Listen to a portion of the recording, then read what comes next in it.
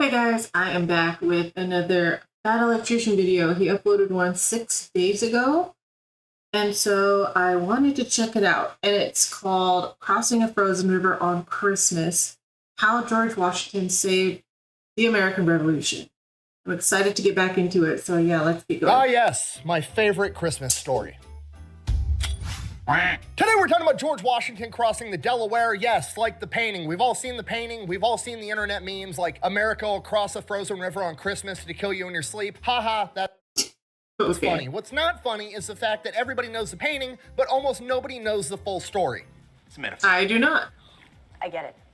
But that actually happened, though. And the reason that's a tragedy is because while the painting is cool, the painting doesn't convey the message that Washington didn't just cross the Delaware River while it was frozen. He crossed it on 3 separate occasions, handed out 3 separate ass whoopings, and saved the entire American Revolution. And it is probably the 10 most important days in American history. And we're going to get to all of it right after a word from our sponsor. This video is brought to you by Supremacy World War III, a free online military strategy game where you can play against other people. You can pick your country and go to war with the rest of the world, or they have America-only mode where you can pick a state inside the United States and go to war with all of the other states, which is usually what I like to do. I like to play Iowa because I'm from Iowa, and then I like to attack Minnesota for obvious reasons. Banter. No, it's not banter. It's not banter, not now. But lately, Yeah, not right now. Now's not a good time to talk about Minnesota. I've been playing as America, and my opening attack is obviously against the British because it's December and nothing makes me want to watch The Grinch and cross a frozen river on Christmas to fight British people like the holiday season. But it gets even better because if you use my link down below, you're going to automatically unlock a bunch of freebies, including a special weapon, the railgun. Which, I mean, let's face it, now we're just playing on easy mode. We already beat the British with muskets and cannons, and now we've got railguns. They don't stand a chance. If George Washington would have had one of these bad boys, they probably would have thought twice about putting a tax on tea. That's all I'm saying. So yeah, go check out Supremacy World War III. It's free to play. The link's down below. Let's get back to the video. Our story begins in December of 1776. George Washington is currently leading the Continental Army, and things are not going well. They have suffered loss after loss after loss at the hands of the British. They've lost New York, they've lost Long Island, they've lost Fort Washington, they've lost Fort Lee, and they are now being driven out of New Jersey. All that remains of the Continental Army at this point is about 2,400 men. They are beat up, they are freezing, they are starving, and they've lost almost all of their supplies in their previous losses, and they are now being forced to retreat across the Delaware River into Pennsylvania to desperately try to stop the British from taking Philadelphia. And if that wasn't bad enough, the army is about to not exist because on December 30th at midnight, all of the enlistments for all of the men in the Continental Army expire, and most of them are probably going to go home because they're tired of getting their asses kicked, which means the American Revolution is going to dissolve and it's game over. We remain British forever. Dang, so we almost lost it. Listen, I know I should know more about... Wait, I didn't know we were close to losing. Terrible. It is terrible. And the British realize this, so they decide they're not going to attack Philadelphia. They decide it's the 4th quarter, they're up by 100 points. They're just going to take a knee, let the clock run out, and win the game. There's no reason for them to march south, have one last fight with Washington, and take Philadelphia because the American Revolution is dying just fine on its own. So the top British generals, General Howe and General Cornwallis, order their men to go into winter quarters. General Cornwallis makes plans to go back home to Britain to spend winter with his wife, and General Howe is going to go up to New England and spend winter with his mistress. Okay. They got comfortable. The British, obviously the bad guys in this story, but you got to give it to them. That's a brilliant plan, right? You get to go home, be warm, get a piece of ass, and still win. I'll make that deal. What their plan did not account for was that a 6'2" giant by the name of George Washington was about to make the decision that he was going to be the main character of the American Revolution. He was about to have his Rocky moment where he decides nothing's over till it's over. But the clock is ticking. Right now it's about December 8th, and he's got till December 31st at midnight to figure out a way to get all of his men to not abandon their enlistments, to remain in the army, build an army over the course of the next winter, and then take the fight back to the British. So 30 days. You said December 1st, right? What do we think that they did? Money? I don't know. To make things 10 times worse, pretty much everybody has given up on him. Continental Congress is pissed off at his string of losses. All of the other top generals in the Continental Army are secretly going behind his back, telling Congress that they should be his replacement, and they're talking about firing George Washington. They've basically already decided they're going to let the British plan work. They're going to let the clock run out. They're going to let the American military dissolve, and then they're going to hope in the spring everybody will have forgotten that they've just had their ass beat for the last 6 months straight, and they'll be able to raise a new army, put somebody else in charge of it, and they're going to go fight the British. But George Washington knows the people aren't going to forget. This revolution is going to die right here, right now, if he can't do something about it. And this is the lowest point of George Washington's life. In his own writings, I'm paraphrasing, but he basically says, I want to quit. I wish I could quit, but I know if I quit, nobody else is going to take up my spot and do what needs to be done right here, right now. He knows that he's the dad. He is a father to a new nation, and quitting is a luxury that he doesn't have. So he gets to work and he comes up with a plan. For 30 days, that's it. George Washington decides that somehow, someway, before December 31st at midnight, he needs to get a win. He needs to get a win so he can capture enemy supplies, and more importantly, he can get his men and the revolution as a whole some morale. He needs to prove to himself, his men, and the whole world that the British military is not invincible and that they can be beat. And then maybe, just maybe, his men will re-enlist and he can keep the revolution alive. He can turn this from a fourth quarter situation to a halftime situation, and he can come out of this winter with a bigger, better army that's ready to take the fight to the British. But in order to accomplish that, he's going to have to change everything. Up until this point in the war, George Washington has led a very conservative, defensive-minded war. He's going to have to flip that on its head. He is going to have to get aggressive and go out on the offense. He is no longer going to be the general sitting up on the hill overlooking the battlefield issuing orders. He is going to be on the front lines with his men, leading them in combat the entire time, because that's the only way his men are going to follow him. With that in mind, he decides they are going to go to the nearest British outpost. They are going to launch an attack and they are going to crush them there, steal all the supplies, and get this victory. But that's easier said than done, because the nearest British outpost is a town called Trenton in New Jersey. So they're going to have to recross the Delaware River when it's borderline frozen in winter, when the men are already freezing, starving, and beat up. So the journey alone is a humongous ask. And even if they can make it to Trenton, once they get there, the problem only gets worse because it's occupied by 1,500 Hessians. And the Hessians are German mercenaries hired by the British. They are basically the Blackwater of their day. They are the world's premier soldiers for hire. They are in every way professionals, and good ones at that. The Continental Army, on the other hand, is a bunch of average Joes that picked up muskets one day. They don't know how to march. They don't know how to fight that great, but they're willing to fight. It is quite... So it's numbers, basically. Quite literally pros versus Joes, and to make things worse, the Joes are freezing, starving, and low on supplies, and the Hessian pros are not. They are the exact opposite. This is borderline impossible. If they're going to pull this off, they're going to need a Christmas miracle, which is exactly why we're going to attack on Christmas. We'll improvise. Just keep it kind of loosey-goosey. Action! All right, so it's decided. We're attacking Trenton on Christmas, so we got to get a plan together. First things first, we got to be able to transport all the men and all the cannons across the river as quickly as possible. And in order to do that, we're going to need as many boats as possible. Luckily, the Delaware River is used for commerce, so there's these things called Durham boats that a lot of farmers and businesses that operate on the river already own. And these boats are capable of carrying a huge quantity of weight because they're usually used for carrying like iron ore or crops. So if we can get our hands on those, we'll be able to transport large quantities of men and cannons across the river as quickly as possible. So it's not frozen. Okay, I thought it was frozen. And they're already along the river. So George Washington orders his guys to go out weeks in advance and track down all the farmers, all the businesses that own these Durham boats. And first, they need to ask if they can borrow them. If they're not going to let the Continental Army borrow them, they're going to ask them if they can buy them. And if they can't buy them, we're just going to steal that shit. We're going to strategically transfer that shit to our location. Okay, not really that great. It's not good for, you know, the whole hearts and minds, and we want everybody on our side to think we're the good guys thing, but our back is up against a wall. It has to be done. We need these boats. If we can't buy them and we can't borrow them, we're going to fucking steal them. So the men go out, they acquire the boats. Okay, now for the actual plan. How we're going to... But he didn't say if they had to do that. I'm sure that they probably just gave him the boats. Why not?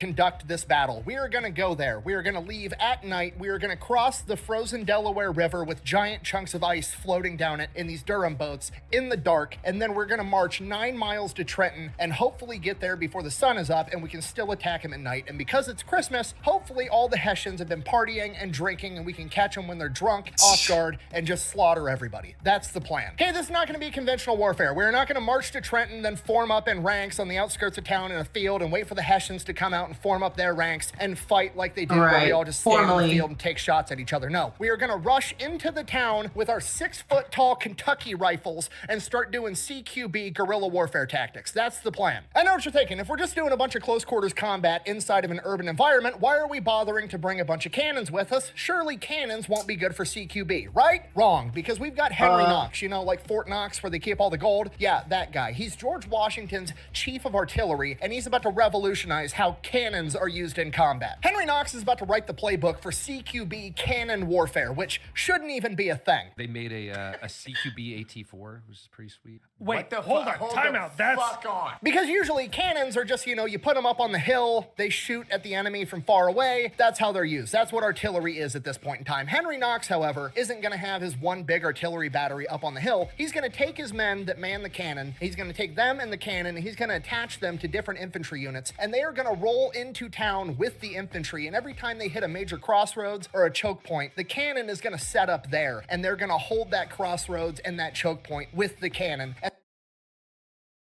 they're going to protect the streets? Okay, I think I get it. Canister shot, which is basically a burlap sack full of a bunch of tiny cannonballs, essentially turning it into a giant fucking shotgun, and we all know shotguns are the best for CQB. That sounds fun. I want to shoot Put that. holes in people. Rifles put holes through people. Shotguns at the right range with the right load will physically remove a chunk of shit off your opponent and throw that shit on the floor. So Henry Knox and his artillery boys are going to be going in attached to the main assault element that is led. Okay, I wasn't taking it that seriously. I meant just like shoot it for fun, not like. Anyways. By George Washington himself. There's also going to be 2 other elements of this attack. And the second element is absolutely critical for mission success because there's a Delaware River going down, Trenton is right here, and then there's a little creek that peels off the Delaware River called the Assunpink Creek. Come again. And to answer your question, Why do we do this? Why do we name things such goofy names? yes, it is taking an enormous amount of self-control not to make a joke about the name of this creek. Anyways, moving on. In order for this mission to succeed, they need to take control of this bridge immediately and cut it off, because if the Hessians are able to get all their men and get them across the bridge, they'll be able to form up, and then there's one giant choke point, and then it's just going to be a slugfest, and the Americans are probably not going to win, because they're going to have to run across a bridge to get to the Hessians, or the Hessians are just going to retreat, go to the nearest town, and come back with a ton of reinforcements. And the problem George Washington faces with this is there's not a lot of people capable of leading this force that he also actually trusts, because the vast majority of high-ranking officers in the Continental Army at this point in time are politically hostile to George Washington, and they're running off to Congress trying to steal his job. So he did it himself? I think he said Really, he did the it. only big names that are super loyal to George Washington himself are Henry Knox, who has to be with George Washington, and Nathaniel Greene, the fighting Quaker, aka his right-hand guy, and he also needs him with the main assault force. So he needs somebody that he can trust that's going to lead these men in combat. So he turns to John Sullivan. Now, John Sullivan and George Washington definitely have their differences. They don't necessarily like each other. They get on each other's nerves. But Sullivan isn't a politicking general. He's not going behind George Washington's back trying to steal his job. His and George Washington's disagreements fall over how to win the battle, not necessarily who should be leading. This guy is a straight up hardcore soldier that just wants to go in there, get the job done as effectively as possible. Once John Sullivan has his orders, he is a guy that just goes out there and gets it done. He can improvise on the fly, and he is hyper aggressive. He believes that having an imperfect plan that is executed immediately and violently is better than a perfect plan that takes a little while to figure out. And Well, that's good, because that sounds exactly what this plan is. that is why George Washington comes to him with this mission to take over the bridge over the Assunpink and is like, look, I don't care how you do it, just fucking get it done, take this bridge. The third element of this attack wasn't going to be as vital. It was more or less going to be insurance. They were going to cross the Delaware River further south below the Assunpink River on the other side of the bridge from Sullivan. Every time he says that name, I just want to giggle. It's pretty goofy. They were then going to occupy the road between Trenton and Bordentown, New Jersey, which was the nearest British outpost, which all the reinforcements would be coming from. And if they ended up coming, their job was going to be to stop them, or if they couldn't stop them, at least harass and delay them and give Washington the time he needed to take over Trenton. And because this was not as vital, he would end up giving this job to General Cadwalader, who, while he was loyal to Washington, he also didn't have a great reputation for operating well under pressure. He was too conservative. But he was really the only other loyal guy around that was a general, so Washington basically more or less had to give him the job. So now he's got the leadership that he needs to the best that he could do. Now he's got to improve morale. He's got to get all of his men's hearts into this fight, and he's just brutally honest with them. He straight up just comes out and tells them, look, this is going to be victory or death. We're going to fucking win or we're all going to die. Those are the only solutions. And that literally becomes the call phrase for the mission. Like different units operating in the darkness, you hear somebody off in the distance, you yell out a code word and they respond back with the right code word. That way you know it's a friendly. The call sign that you yell out is victory, and the person responds with or death. And everybody's surprised. The men are actually fucking pumped because this is the first time in their entire military career that they are going out on the offensive. They get to be the aggressor. Everything up until this point has just been them hunkering down and waiting for the big, bad, invincible British military to come get them and kick their ass. And this is the first time ever that they're gonna roll up and they're gonna do the ass kicking. So this is it. In the middle of the night? That'd be great. Yeah, I guess it would get their brains working. You know, way better than just sitting there waiting. It is victory or death. The American Revolution is going to get a win right here, right now, or it is going to die, and we're going to stay British forever. Yikes. Christmas Day, 6 p.m., 1776, all the head honchos are inside of a house. They're all looking at George Washington, Nathaniel Greene, Henry Knox, John Sullivan, General Cadwalader, all looking at him like, are we still going through with this crazy plan? Because not only is this plan crazy, there's now also a snowstorm outside. And George Washington issues the order. The weather doesn't matter. The clock is still ticking. We're going anyways. And you know what? Finding the silver lining, it probably adds to the element of surprise because now it's... I was going to say, it sounds kind of like, yeah, even better. They won't see you. Not just the Hessians thinking, surely the Americans wouldn't cross a frozen river on Christmas to kill us in our sleep. Now it's the Americans surely wouldn't cross a frozen river on Christmas in a snowstorm to kill us in our sleep. Right? Wrong. No, that's exactly what we're doing. Board the fucking boats. 7 p.m., they start ferrying guys across the river, and the weather just keeps getting worse and worse and worse. It's no longer just snow falling. It is sleet and freezing rain. Visibility is incredibly... Sleet. That's worse than regular snow. And it's getting darker and darker by the minute, and they've got nothing but lamps to light them up while they're crossing a frozen river, getting just pissed on by freezing rain. This slows everything down. It takes hours longer than it was supposed to for Washington and Sullivan's men to get across the river, and they are now hours behind schedule. They don't get all their men across the river until 1 in the morning, and as soon as they get all their men across the river, they receive word that Cadwalader's men weren't able to cross at all, so now it's just the 2 of the 3 elements that they wanted. The men are already freezing. They're going to have to walk 9 miles through this snowstorm to get to Trenton. They only have 2/3 of the men that they wanted, and 2 men fell off the boats and froze to death already, and the rest... 9 miles? You're walking 9 miles? Of the men are actively freezing to death, and George Washington considers turning back, but he realizes that under these conditions, it's probably going to take longer to ferry the men back across the river than it is just to march to Trenton, and at least if they're marching, they'll be able to stay warm instead of sitting here waiting for their turn to hop on a boat. So that's it. We've crossed the point of no return. No matter how bad it gets, we have to keep pushing forward. It is quite literally victory or death at this point. They start marching to Trenton, and this march takes way longer than it's supposed to. The men are still pumped, spiritually, but physically they are still starving, freezing. It's a snowstorm, it's dark, and all they have is lanterns leading the way. Obviously, Washington and Sullivan's men split up because they're taking different routes to attack different spots on the town. Sullivan winds up sending a runner over to George Washington and is like, hey, our men are completely soaked with this freezing rain. All of our black powder's wet. We're not going to be able to shoot people when we get there. To which Washington replies, then use bayonets. John Sullivan, king of just getting the job done anyways, is like, okay, Roger, take over the bridge with nothing but pointy sticks. You got it. They don't make it to Trenton until like... Wait, so does use bayonet just mean the pointy part of the gun? So they're just gonna use the... They're just gonna stab people? Okay. 7:30 in the morning, the sun's already coming up, everything is going wrong. They're missing one of their 3 elements. The black powder's wet, the sun is now up when they were supposed to attack at the dark, and the Hessians didn't go and get drunk the night before, and they're all just sleeping. The perfect plan that we had has crumbled. It no longer exists. The only thing we have now is immediate and violent execution of whatever we've got. Yes. You know what they should have done? They should have sent someone in there with the alcohol to get the party going. Yeah. Then you can make sure they were all drinking. Let's try some schoolyard bullshit. So the Americans just attack at 8 o'clock in the morning. There's very few guards out because, again, it's the day after Christmas. And wait, I'm sorry. What am I saying? Clearly they did a good job. I'm not saying it wasn't a good job. I'm just saying. I thought of that lady. I don't remember her name. She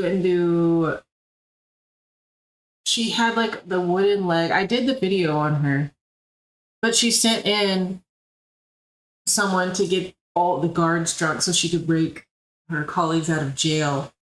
That's what it reminded me of. That's all. A snowstorm just ended. Surely the Americans aren't on their way, right?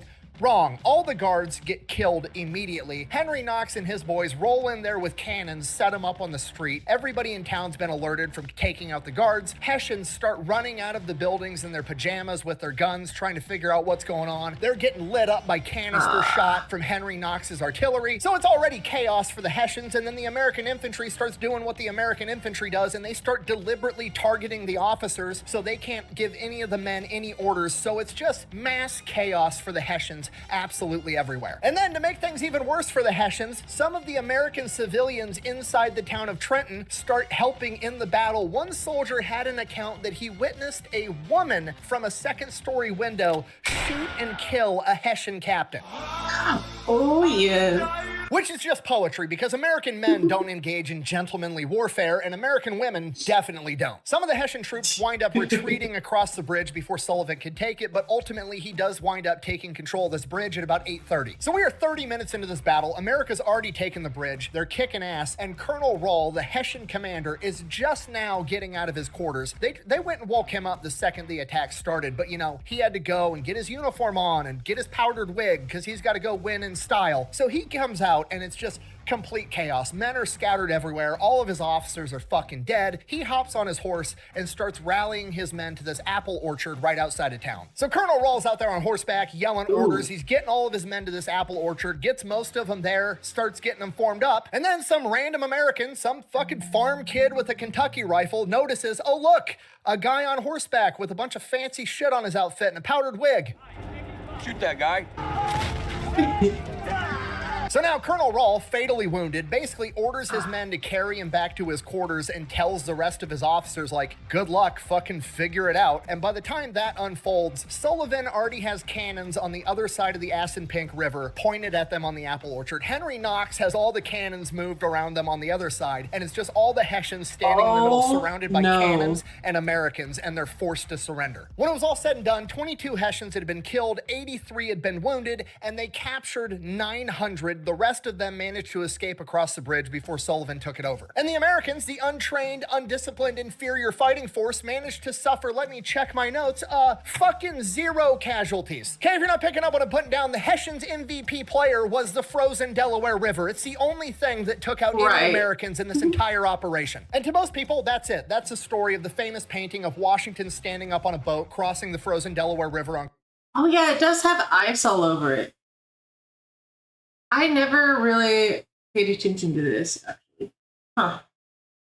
Christmas to kill his enemies. There's literally an entire 90-minute movie about this entire battle. It's like my favorite Christmas movie ever. It's called The Crossing, and this is where they end the story. But in reality, this is where the story begins. So while most people end the story there and they're like, oh, America had their first victory at Trenton, hooray, the revolution is saved. No, that's not how reality works, okay? A bunch of Hessians escaped across the bridge and 500 or so? Is that what he said? Yeah. That's a lot. They're going to go tell the British, and now Cornwallis and General Howe aren't going to be able to go home and get laid. They're going to be super pissed off. They're going to come back with a ton of men and crush George Washington. So while everybody else is celebrating because America just got their first victory, George Washington is like, grab the supplies, pack your shit up. We're heading back across the Delaware right now. And that's exactly what happens. The men are dog-ass tired. They've been up all night. They just want a battle. But hey, George Washington says so. That's what we're going to do. They get all the supplies that they just captured. They pack all their shit up. They head back across the Delaware. At least now there's not a snowstorm going on. So they get back. Now Washington has to handle the fact that the clock is still... So we're saying they walked another 9 miles to the river again? Oh my gosh. Ticking. Like the enlistments still expire on December 31st at midnight, and now it's December 27th. And now Cornwallis, who's pissed off that he didn't get to go home for Britain for the winter and bang his wife, is marching towards them with 8,000 redcoats. And he's got like approximately 2,000-ish guys, and they all get to go home in 3 days. So if Cornwallis shows up and his army just dissolves overnight, he's not going to stand there with 8,000 guys and be like, oh, I guess we can all go home now. No, he's going to continue marching down to Philadelphia and squash the entire rebellion. If Washington can't figure out how to put up a Yeah. defense right here, right now, it's still game over. So Washington forms up his men and delivers a speech, and he basically lays it out how it is. He's like, look, you guys can go home if you want. I can't stop you. But if you guys stay, give me one more month. I will get all of you a $10 bonus from Continental Congress. I will get you paid. Money. It was going to be money. And if you give me one more month, we can fight and keep this rebellion alive. Otherwise, we're never going to have another shot like this. They're going to absolutely crush us if you guys quit right now. So they stay. They're freezing. Yeah, they already won a battle. You know, give them a little bonus and tell them that this is how you save the whole country or save the, you know, win the war. So yeah. They're starving. They're beat up. They're exhausted.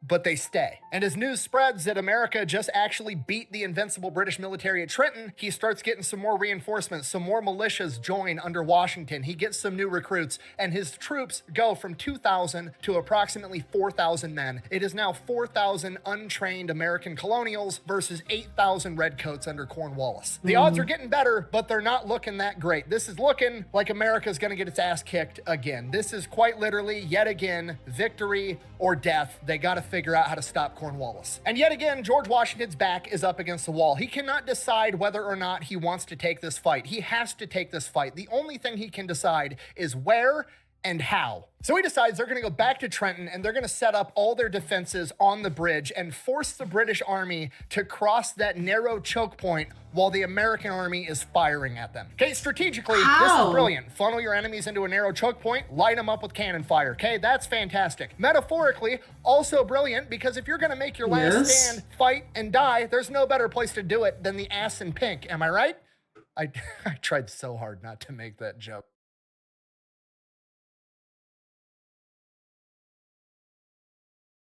I'm sorry. So that's it. That's the plan. Washington and his men recross the Delaware for a third time. They start digging trenches. They're getting the cannons set up. They are getting ready to make their last stand. And George Washington goes over to John Sullivan and is like, John, I need you to take your best guys. I need you to go up the road where Cornwallis is coming from. And I need you to just harass the shit out of him and slow him down as long as possible. Okay, on one hand, like why? Why does that matter? Why are we trying to slow him down? We're making our last stand. Like we might as well do it during the daylight. I don't want to fight at night. But also, this is John Sullivan, the guy that just takes orders and accomplishes a fucking mission. So he takes his men and he goes and he does just that. So Cornwallis is trying to march 8,000 redcoats down the road, and John Sullivan and his guys are just in the tree line taking pop shots at him the entire time. They launch an ambush. They dip. The British have to like turn, file ranks, go out into the field. They fire back into the trees. Turns into a whole 45-minute thing every time. Right. And by the time they return fire, John Sullivan and his guys are already gone. They harass and delay him forever. Nobody really knows why. Just like spook them and run away. We're trying to delay him, but you know, fuck it. George Washington said so, and he probably has a plan. So that's what we're doing.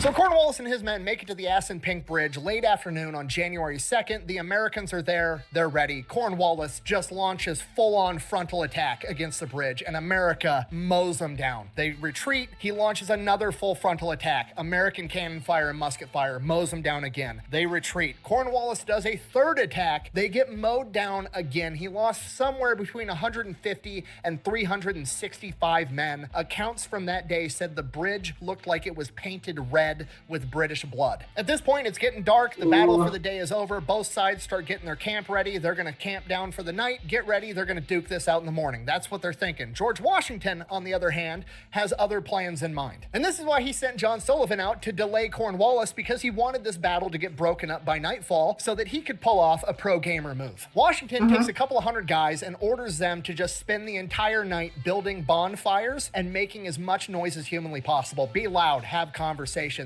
yell, build a So are they trying to make it seem like they have a bigger army than they do?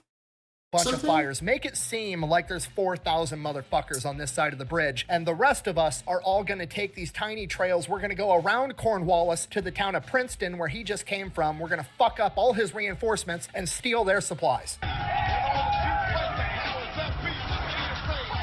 Okay, that's the American plan. Cut back over to the other side of the bridge. Cornwallis is having a meeting with all of his officers, and they're trying to figure out what to do because they still might want to attack at night. And Cornwallis and pretty much all the other officers are on the same page of like, no, we're gonna attack in the morning. He's not gonna go nowhere. He's trapped. He can't go anywhere. We'll attack him in the morning. But there's one guy in that meeting, Sir Erskine. He's an officer, and he's like, no, we need to attack Washington right now. Have you guys not been paying attention? This is Washington's entire MO. He's done this like 15 fucking times, okay? We had him cornered at Rhode Island, and we're like, we're gonna crush him in the morning, and then somehow he evacuated 9,000 men overnight and disappeared like a fart in the wind, okay? And he did the same thing at Fort Lee, and then he attacked Trenton out of nowhere. He's a slippery motherfucker. We need to go get him right now. I have a gun in my room. You give me 5 seconds, I'll get it. Boom! I'll blow their brains out. Scott, you just don't get it, do you? But then Sir Erskine kind of looks like an asshole because when they look across the river, there's just more and more fireplaces popping up all over the place. And that's when Cornwallis says, we'll go over and bag him in the morning. Washington and his men start marching 12 miles around them to head up to Princeton. Yes, like the college. This is where the college is. They're going to attack Princeton University. They march all night long. When the sun's coming up, they're approaching Princeton. Cut back over to the British. Cornwallis and his boys wake up. They go over there, and it's just a bunch of dead fire pits everywhere. There's not an American in sight. I fucking knew it! Oh! Cutting back over to the Americans, as they're approaching Princeton, there's two roads going in and out, right? And the Americans are on one road, and there's 1,200 British reinforcements on the other road, and they're literally passing each other as America's entering Princeton, and they just kind of turn and look, and the fight breaks out right there. From here, it just turns into a giant shit show, right? They were marching on a road. They're not in battle formations. You've got John Sullivan and his men, and then Okay. Oh, this is not... Okay, I need to look a little closer. We're good. I think I get it. Cadwalader and his men leading the way up front, and then George Washington's behind him. So John Sullivan and Cadwalader's men are the ones that engage first, and after a little while, the British start getting the better of Cadwalader's men, and they're breaking apart the two formations that John Sullivan and Cadwalader had set up, and they're about to split them in two, break the line, and crush the American forces. At this point, George Washington, leading from the front, rides in on his horse into the break in the American line and starts waving his men into battle to charge. And right as he gets out in the open and everybody sees, holy shit, that's George Washington, the British open up with a volley and just cover the entire battlefield in smoke, and George Washington disappears from eye view, and everybody just has the sinking in their stomach feeling of like, fuck, George Washington just died. Wow. That's it. But as the smoke dissipates, George Washington comes back into eye view, still on his horse, still waving his men into battle, and they follow and proceed to crush the British line. How could you miss? It With the British line fractured, some of the redcoats Right. turn, take off towards Trenton so they can reconvene with Cornwallis, and the rest of them are forced to retreat into Princeton University and take up occupation inside of some of the school buildings, and they barricade themselves inside. So the Americans roll in the cannons and just start lighting up Princeton University with cannon fire. Eventually, the British are forced to wave the white flag out of these school building windows, and they are forced to surrender. And from here, George Washington has yet another decision to make because he knows that he is now in between Cornwallis and the redcoats, and their supply depot in New Brunswick, which is the biggest supply depot for the British Empire in this entire area. If he goes into New Brunswick and takes out that supply depot, it would be humongous. But also, that's exactly what Cornwallis is anticipating, and Cornwallis is for sure beelining it there as fast as he can because he does not want to lose this supply depot. Instead, Washington decides it's finally time to take up winter quarters, and he's going to be a dick about it the entire time. He marches his men further into New Jersey, into a place called Morristown up in the hills, which is heavily populated by people supporting the Patriot cause. It's also up in the hills. There's high ground all over the place. There's very few roads to get in and out. It is extremely easy for him to defend, and the British aren't going to be able to reach him there without taking a humongous amount of losses. More importantly, it's centralized in relation to all the other British outposts, so he has this impenetrable home base that's centralized. So from here, for the next 2 to 3 weeks, he just sends out raiding parties on all the British outposts and is relentlessly harassing them until they finally say fuck this, and the British pull out of New Jersey altogether for the winter. And when this They're tired of getting stuck up on.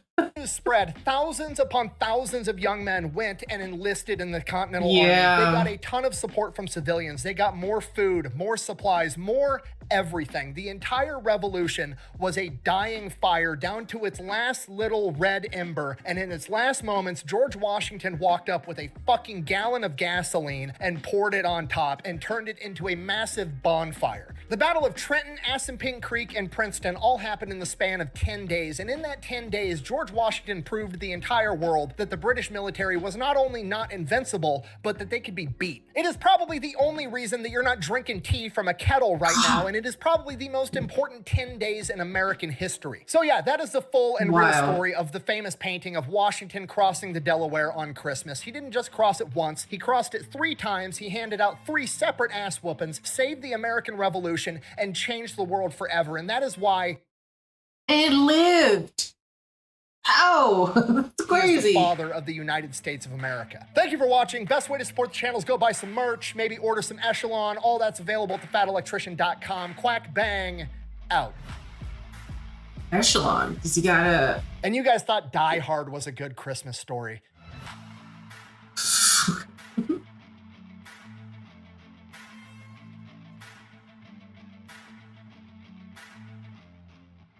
Don't forget to go check out Supremacy World War III, unlock your railgun, and go conquer the British. It's what George Washington would have wanted. Guess what George Washington would have wanted, guys? I mean, probably. That was awesome. They're always awesome. I can never look away. I think the will to win and the will to fight matters a whole lot in this type of situation. Having the support of the community and everything. It's cool. I'm just sitting here imagining it in my head while he's telling that story. It's awesome. So yeah, I'm going to probably find some of his older videos that I haven't reacted to yet, and also react to those. And if there's something you think I should watch, you can leave it in the comments, and I'll see you in the next one.